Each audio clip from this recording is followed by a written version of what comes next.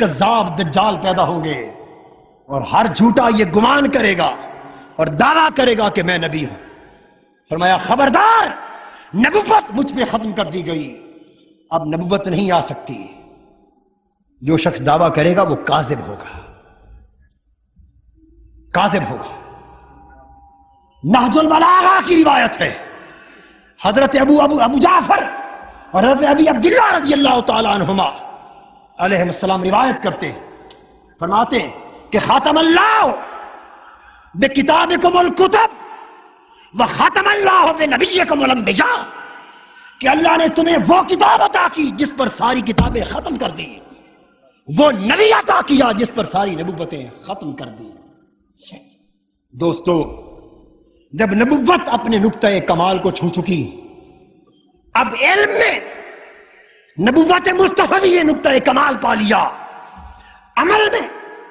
عمل نبوت مصطفی کے اندر اپنی معراج کمال کو جا پہنچا، علم نبوت مصطفی کے اندر معراج کمال کو جا پہنچا، فکر نبوت مصطفی کے اندر معراج کمال کو جا پہنچا، کمال نبوت مصطفی کے اندر معراج کمال کو جا پہنچا۔ تو دوستو، ہر شے جو حرکت پذیر تھی وہ نقطۂ آغاز سے چلی تھی، اور اس نقطۂ انجام پر پہنچی تو دائرہ مکمل ہو گیا۔ وہی نقطہ جو اول تھا وہی آخر بن گیا۔ جس نقطے سے دائرہ نبوت کا سفر شروع ہوا تھا اسی نقطے پر دائرہ نبوت مکمل ہو گیا۔ اب اول و آخر دو نقطے مل گئے، دائرہ مکمل ہو چکا۔ اب دوستو، جو کچھ اس دائرے کے اندر تھا وہ گزر گیا، اب جو باہر ہے وہ خارج ہے۔ اب حرکت نبوت کی باقی نہیں ہے، اور حضور علیہ السلام کی نبوت کو اس طرح دائمی بنایا کہ آپ نے بشارت دی، فرمایا حیاتی خیر لکم و مماتی خیر لکم۔ لوگوں کہیں تمہیں یہ خیال نہ آ جائے کہ 63 برس کے بعد یہ رسول دنیا سے تشریف لے گئے، ان کے وصال کے بعد ہمارا کیا ہوگا؟ کیا نبوت کا وہ فیض ان کے وصال کے بعد بھی جاری رہے گا؟ اب یہ سوال پیدا ہوتا تھا، اس کا جواب بھی آقا خود عطا فرما گئے، فرمایا حیاتی خیر لکم و مماتی خیر لکم۔ لوگوں، جس طرح تمہیں میری زندگی میں خیرات ملتی تھی، اس طرح میرے وصال کے بعد بھی میرے در سے خیرات ملتی رہے۔ میری حیات بھی تمہارے لیے خیر ہے، میری ممات بھی تمہارے لیے خیر ہے۔ اسی خیر کی جمع ہے خیرات، خیر کی جمع ہے خیرات۔ تو معنی یہ ہوا کہ جب میں ظاہر میں تھا تب بھی خیرات میری جھولی سے ملتی تھی، جب میرا چراغ حجرے میں رکھ دیا جائے گا تب بھی خیرات میری ہی جھولی سے ملے گی۔ فرق فقط یہ ہے، وفات محمدی سے فرق فقط یہ پڑا کہ پہلے ابو بکر بھی دیکھتے تھے، ابو جہل بھی دیکھتا تھا، پہلے علی بھی دیکھتا تھا، ابو لہب بھی دیکھتا تھا۔ اب وصال کے بعد پردے نے اتنا فرق ڈالا کہ ابو بکر اور علی کی آنکھوں تو آج بھی دکھائی دیتے ہیں، ابو جہل ابو لہب کی آنکھوں تو دکھائی نہیں دیتے۔ آنکھ پیدا کر، اس لیے خیرات کے وہ سارے فیض جو حیات ظاہری میں رواں دواں تھے وہ آج بھی رواں دواں ہے۔ اس لیے اس امت کو اللہ نے حضور کی ولادت کی خوشی تو عطا کی مگر وفات کا سوگ عطا نہیں کیا۔ ولادت کی خوشی عطا کی مگر وفات کا سوگ عطا۔ یہ آج کی رات 12 ربیع الاول جس کی صبح طلوع ہو گئی، آپ کو معلوم ہونا چاہیے کہ یہی دن مصطفیٰ کی ولادت کا ہے اور یہی دن مصطفیٰ کی وفات کا ہے۔ لوگ ولادت پہ خوش ہوتے ہیں، وفات پہ سوگ مناتے ہیں، مگر 1200 سال سے امت 12 ربیع الاول کو ولادت پر خوشی اور جشن تو مناتی ہے، سوگ نہیں مناتی۔ کیوں نہیں مناتی؟ کبھی سوچا؟ اس لیے کہ سوگ اس کا منایا جاتا ہے جو آ کے چلا گیا ہو، اور جو ہمیشہ کے لیے آ گیا ہو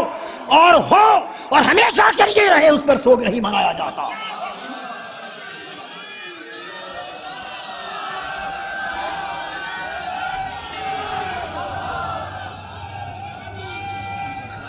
اس لیے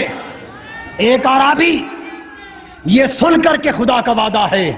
وَلَوْ أَنَّهُمْ إِذ ظَّلَمُوا أَنفُسَهُمْ جَاءُوكَ فَاسْتَغْفَرُوا اللَّهَ وَاسْتَغْفَرَ لَهُمُ الرَّسُولُ لَوَجَدُوا اللَّهَ تَوَّابًا رَحِيمًا، اپنے گناہوں پر روتے روتے مدینہ طیبہ آیا بارگاہ مصطفیٰ میں اور پوچھا کہ خدا کا وعدہ ہے گناہ کر بیٹھو، ظلم کر بیٹھو، میرے مصطفیٰ کی بارگاہ میں آ جاؤ، رب سے معافی مانگو تو وہ معاف کر دیتا ہے۔ حضور کی سفارش، حضور کی بارگاہ میں آیا، پتہ کیا تو معلوم ہوا کہ حضور تو وصال فرما چکے۔ حافظ ابن کثیر بیان کرتے ہیں حضور کی قبر انور کے سامنے آ کے رو دیا، اس عاشق زار کی چیخ نکل گئی، گناہگار شخص کی چیخ نکل گئی، اور چیخ کے رو کے کرنے لگا آقا میں تو یہ مجدہ جاں فضا سن کے حضور کی بارگاہ میں آیا تھا کہ حضور شفاعت فرما دیں گے، مگر یہاں تو دیکھا کہ آپ تو وفات فرما چکے، میں اب محروم لوٹا جا رہا ہوں۔ رو کے کہنے لگا اب کہاں جاؤں، اب کس در پہ جاؤں گا، جس امید پر آیا تھا وہ کٹ گئی۔ وہ شخص چند قدم ابھی چلا نہیں ہوگا کہ مزار رسول کے پاس ایک عاشق لیٹا ہوا تھا،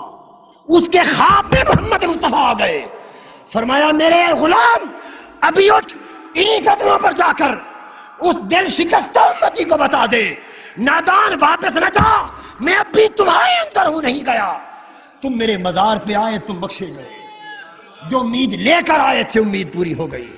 کیونکہ حیاتی خیر لکم و مماتی خیر لکم۔ اگر یہ فیض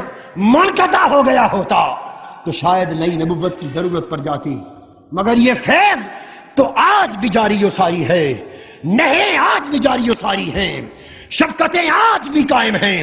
امتی کو آج بھی نوازا جا رہا ہے، غلاموں کو آج نوازا جا رہا ہے۔ آقا دو جہاں کے دست کرم تمہاری جھولیاں بھرنے کے لیے آج بھی اٹھے ہوئے ہیں، آقا کی نگاہیں تمہاری تقدیریں بدلنے کے لیے آج بھی اٹھی ہوئی ہیں، آقا کے لب تمہارے حال بدلنے کے لیے آج بھی ہل رہے ہیں، حضور کے آنسو تمہاری بخشش کے لیے آج بھی بہ رہے ہیں اور قیامت تک بہتے رہیں گے۔ دوستو اس نبی کی ختم نبوت کا عالم یہ ہے کہ یہ ختم نبوت کا فیض نہ صرف آج برقرار ہے بلکہ قیامت کے دن بھی ہر کوئی اسی در سے خیرات پائے گا۔ جب ہر نبی لست و لہا کا نعرہ بلند کر رہا ہوگا کہ میں شفاعت کبریٰ کے لیے نہیں ہوں، تو ساری کائنات انسانیت اور ساری کائنات نبوت اور رسالت دست بستہ در مصطفیٰ پہ آن کھڑی ہوگی اور عرض کریں گے یا آقا آج رب ذوالجلال کا قہر عروج پر ہے، لمن الملک اليوم للہ الواحد القہار کے نعرے بلند ہو رہے ہیں، آج کہاں جائیں؟ آقا فرمائیں گے اب صحیح در پہ آئے ہو، انا لہا انا لہا، اس غضب کو ٹھنڈا کرنے کے لیے میں ہوں، اس شفاعت کبریٰ کے لیے میں ہوں۔ تو دوستو اس دن بھی پوری کائنات انسانیت اور کائنات نبوت کو در پہ آئے ہوئے حضور ٹھکرائیں گے نہیں، واپس نہیں موڑیں گے۔ تو جو قیامت کے دن جن کا فیض ہمیں مایوس نہیں کرتا، آج اس نبی کا فیض کیسے مایوس کر سکتا؟ مگر شرط یہ ہے کہ کوئی اس در پہ جائے تو، اس در پہ جھولیاں پھیلائے تو، اس در پہ دامن سوال دراز تو کرے۔ آج بھی گنبد خضرا سے اٹھنے والی صدا پکار پکار کے کہہ رہی ہے کہ ہم تو مائل بکرم ہیں، کوئی سائل ہی نہیں، راہ دکھلائیں کسے راہرو منزل ہی نہیں۔ حاضرین محترم، یہ وجہ تھی کہ وہ ختم نبوت جس کے ناموس کے تحفظ کی ذمہ داری پوری امت کو سونپی گئی، آج لاکھوں افراد کا، غلامان رسول کا اور لاکھوں عشاق مصطفیٰ کا یہ ٹھاٹھے مارتا ہوا سمندر زبان حال سے پکار پکار کے کہہ رہا ہے، اس کل پاکستان ختم نبوت کانفرنس میں پکار پکار کے زبان حال سے کہہ رہا ہے کہ یہ امت صرف اپنے آقا کے در سے بھیک مانگنا چاہتی ہے، کسی اور سمت نگاہ اٹھا کے دیکھنا گوارا نہیں کرتی، کسی اور در کی طرف دامن سوال دراز کرنا گوارا نہیں کرتی، اس کی کسر شان ہے۔ حاضرین محترم، اب صبح میلاد طلوع ہو چکی، وہ نور جس نے ازل سے ابد تک ساری کائنات کو منور کرنا تھا، جس نے تمام انبیاء کرام کی نبوتوں کو اپنے فیضان سے ان کے کمالات کو پالا، جس نے ساری کائنات انسانی کو اپنے فیض سے پالا، وہ نور، وہ گڑیاں آ گئی جن گڑیوں میں وہ نور بشری پیکر بن کے حضرت آمنہ کی گود میں اتر رہا ہے۔ 1400 برس پہلے آج کی صبح، ارے وادی مکہ کی ہواؤں کا حال کیا ہوگا؟ 14 صدیاں پہلے یادوں میں گم ہو جائیے۔ یہ وقت ہے اس لمحے کو یاد کرنے کا، یہ وقت ہے ان گھڑیوں کو یاد کرنے کا، اور اپنے دامائے دل متوجہ کر لے اس محلہ بنی ہاشم کی گلیوں کی طرف، اس حضرت آمنہ عبداللہ کے گھر کی چار دیواری کی طرف، جس میں آج وہ نور کا پیکر اتم بشری لباس میں اتر رہا ہے، وہ حسن و جمال کا پیکر اتم انسانی لباس میں اتر رہا ہے۔ حضرت آمنہ کی گود ہے جس کی آمد کو ہر کوئی ترستا رہا، جس کے دیدار کے لیے لوگ وطن چھوڑ کے آباد ہوتے رہے، جس کی آمد کی انبیاء دعائیں کرتے رہے، جس کی نبوت کے فیض کے سائے میں رہنے کی آرزویں کرتے رہے۔ دوستو، آج 12 ربیع الاول کی یہ صبح پاک اب اس نور کو اتار رہی ہے۔ 1400 سال پیچھے کی ذرا یاد تو کرو، وہ کتنی پیاری گود ہوگی جس میں وہ حسن و جمال کا پیکر، وہ نور کا بکا اترا ہوگا، اور اترتے ہی جو اس امت کے لیے زمین پہ سجدہ ریز ہو گیا، اور حضرت آمنہ نے کان لگا کے سنا تو پیدائش کے مان بعد وہ معصوم بچہ بچپن میں لبوں کو ہلا کے آرزو کر رہا تھا، میرے مولا میری امت کو بخش دے، میری امت کو بخش دے۔ آقا، آج ان گھڑیوں میں آپ کی امت آپ کی رحمت پر امیدیں لگائے ہوئے، آپ کے لطف و کرم پر امیدیں لگائے ہوئے، آپ کی نگاہ التفات پر امیدیں